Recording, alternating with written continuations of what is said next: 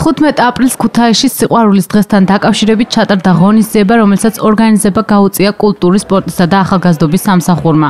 ქუთაისის მერის კულტურის, სპორტის, განათლების, ძეგლთა დაცვისა და ახალგაზრდობის საქმეთა სამსახურმა დაგეგმა დღევანდელი ღონისძიება. ვფიქრობ, რომ ახალგაზრდები ისიამოვნებენ და კარგ დროს გაატარებენ.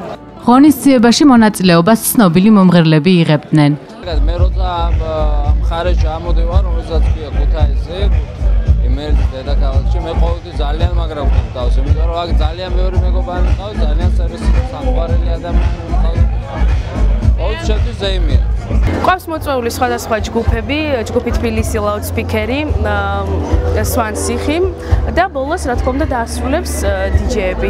და მე მგონია რომ ძალიან კარგი გამოვა. საკმაოდ დიდი ხანი პროგრამა იქნება დაახლოებით 5 საათიანი და ბოლოს დიჯეების სეტი ასრულებს და ასე რომ მე მგონი ჩვენ თანაქალაქელებს ექნება საშუალება დღევანდელი დღე ემოციურად ძალიან დატვირთული იყოს.